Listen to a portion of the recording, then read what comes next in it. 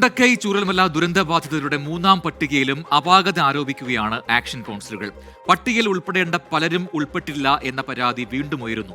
മുണ്ടക്കൈ പ്രദേശത്ത് ഇനി ജനജീവിതം സാധ്യമല്ല എന്നും ഈ മേഖലയിലുള്ള എല്ലാവരെയും ഈ പട്ടികയിലേക്ക് പരിഗണിക്കണമെന്നും ആക്ഷൻ കൗൺസിലുകൾ ആവശ്യപ്പെടുന്നുണ്ട്. പുനരധിവാസത്തിന്റെ മൂന്നാം ഘട്ട പട്ടിക പുറത്തു വന്നപ്പോൾ അർഹരായ പലരും ഇതിൽ ഉൾപ്പെട്ടിട്ടില്ല എന്ന പരാതിയാണ് ഉയരുന്നത്. പുഞ്ചിരിമട്ടത്തും മുണ്ടക്കൈയിലും ചൂരൽമലയിലും ഉൾപ്പെടുന്നവർ ഈ കൂട്ടത്തിൽ പെടുമെന്നാണ് ആരോപണം. ദുരന്തബാധിതരുടെ അവസാന പട്ടിക വന്നു.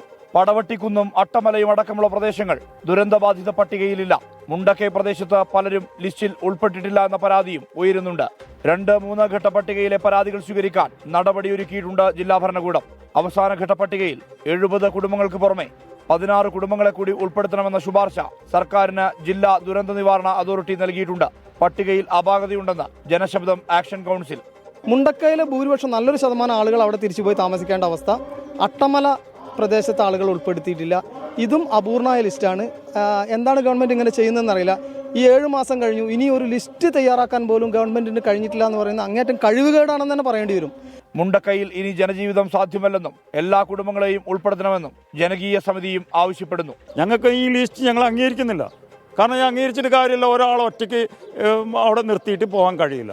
ആന, പുലി എല്ലാം ഉള്ള സ്ഥലം. അതുകൊണ്ട് ഈ ലിസ്റ്റ് അവരെ പരിപൂർണമാകണമെങ്കിൽ അവരെയും കൂടെ ഉൾപ്പെടുത്തിയിട്ട് മുന്നോട്ട് പോകണം. പട്ടികയിലെ അപാകതകൾ ചൂണ്ടിക്കാട്ടി പരാതി നൽകാൻ ദുരന്തബാധിതർ ഒരുങ്ങുന്നുണ്ട്. നടപടിയായില്ലെങ്കിൽ സമരം എന്നാണ് ആക്ഷൻ കൗൺസിലുകളുടെ മുന്നറിയിപ്പ്.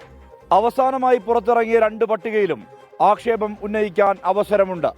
അർഹരായ ഒരു കുടുംബം പോലും ഈ പട്ടികയിൽ നിന്ന് പുറത്തു പോകില്ല എന്നാണ് സർക്കാരിന്റെ നിലപാട്.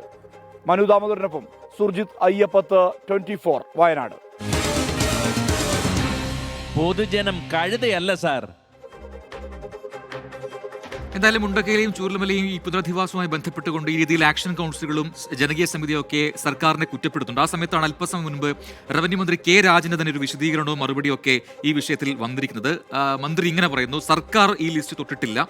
പട്ടികയൊക്കെ തയ്യാറാക്കിയത് ജില്ലാ ദുരന്ത നിവാരണ അതോറിറ്റിയാണ്. കരട് പട്ടിക അന്തിമമാക്കുന്നത് അവിടെയുള്ള കമ്മിറ്റി തന്നെയാണ്. 7 സെന്റ് ഭൂമി വീതം നൽകും എന്ന കാര്യം മന്ത്രി പറയുന്നുമുണ്ട്.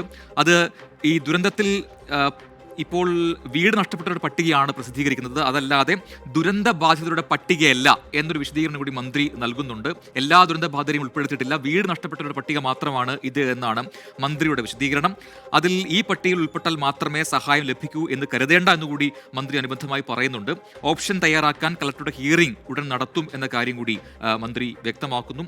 അതോടൊപ്പം തന്നെ ഒരു കാര്യം കൂടി മന്ത്രി സൂചിപ്പിക്കുന്നുണ്ട്: ഈ ദുരന്തമുണ്ടായ സ്ഥലങ്ങളിലെ ഭൂമി സർക്കാർ ഏറ്റെടുക്കില്ല, എന്നാൽ സ്ഥലത്ത് താമസിക്കാൻ അനുവാദം നൽകുകയും ചെയ്യില്ല. കാരണം ആ രീതിയിലുള്ള ഒരു മാറ്റം ആ ഭൂമിയിൽ ഉണ്ടായിട്ടുണ്ട്.